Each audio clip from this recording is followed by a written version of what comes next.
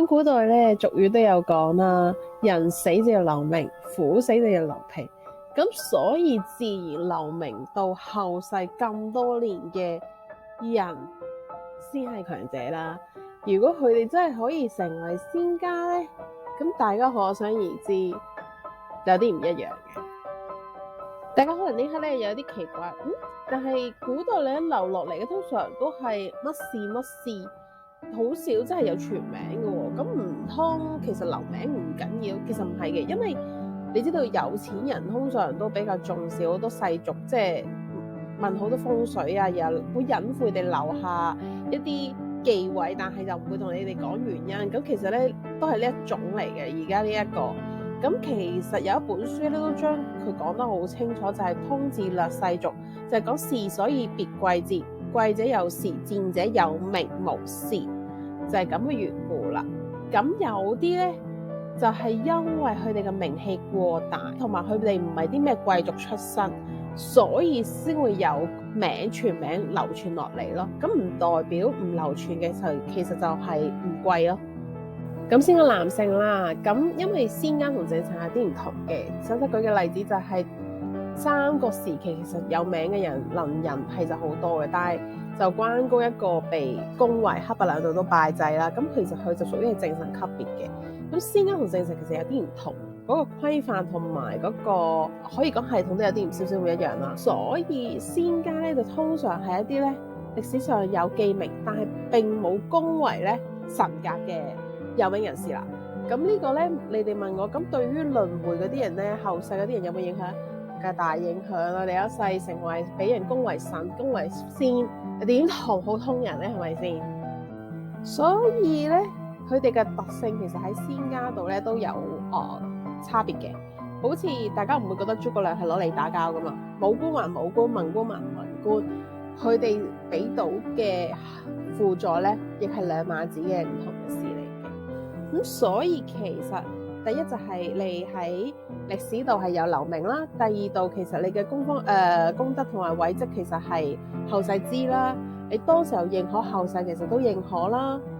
咁第三就係你嗰世其實真正嘅實力係幾多啦？因為有時咧吹捧到好厲害咧，實質咧能力啊就得個3下，即係唔係好勁啦。咁所以咧呢樣嘢其實都係會計算在內嘅，即係你搞到自己名氣好勁，但係其實你冇一定嘅實力咧，其實就叫撐唔起嗰個名銜嘅。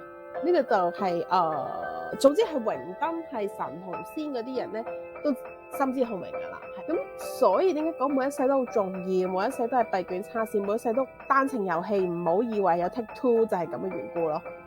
以我剛才講，大家唔使考慮啦，即係李世民啊、皇太極啊、秦始皇啊、李斯啊、項羽啊等等等等啊，嗰啲武官啊、皇帝啊，大家知道肯定有翻幾下噶啦。咁另外仲有咧，寫文學嘅經典嗰啲，好似羅貫中啊、曹雪芹啊之類，或者係好有名嘅畫家或者書法家王羲之之類，其實佢哋咧因為有一定嘅能力同埋係後世認可嘅。咁另外再厲害啲嘅就係修行者啦，好似修仙，但係佢哋就係屬於打噶啦，或者係卜卦好厲害嘅，譬如係許父啦、劉伯溫啦、李淳風之類啦。咁其實佢哋當然做到，即係一般人咧就唔會識預測噶嘛。你梗係你當世識預測，然後你成咗仙啊，你先會有預測呢個能力噶嘛。唔通阿豬阿狗都食咩？係咪先？你就算求其咁樣問一個人，佢都唔會預計到幾時會有啲乜嘢，你唔會識噶嘛。咁所以其實就係你養咗個仙家啦，有邊個仙家幫你啦，你嘅前世做過啲乜嘢啦，其實最影響到呢一世嘅你嘅有機會嘅發展程度嘅可能性。咁唔係一定好合把炮咧，就我識唔一定嘅，因為你嘅權力或者係能力越大，就越大啦。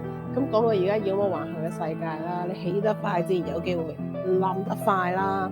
因為你係香寡寡，俾人睇住你及實你噶嘛。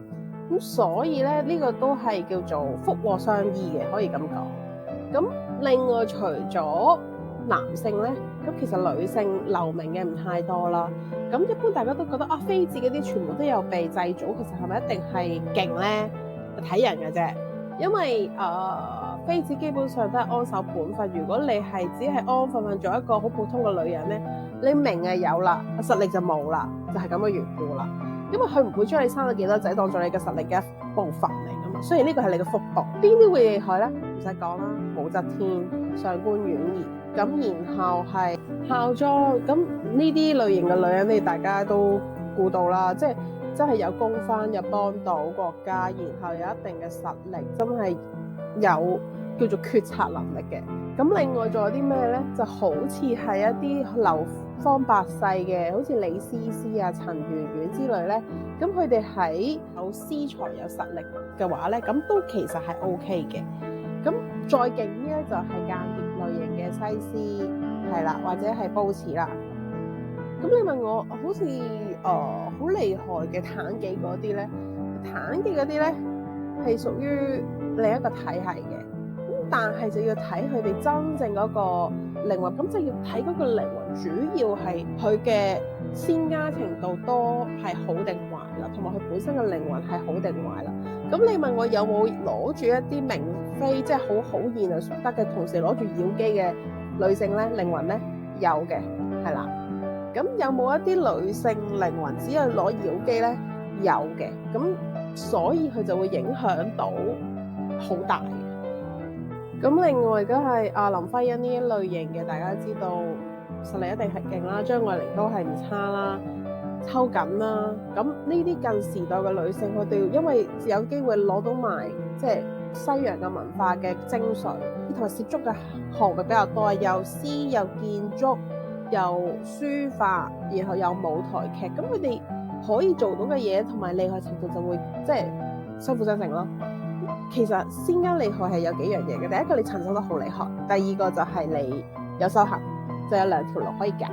所以咧，大家好好珍惜呢一世，就因為始終而家係可以有好多唔同嘅路途去令到自己變得越嚟越勁，所以就係呢一世真係好多姿多彩，努力咁樣學習，用自己嘅能量，記住因果，咁就 OK 噶啦。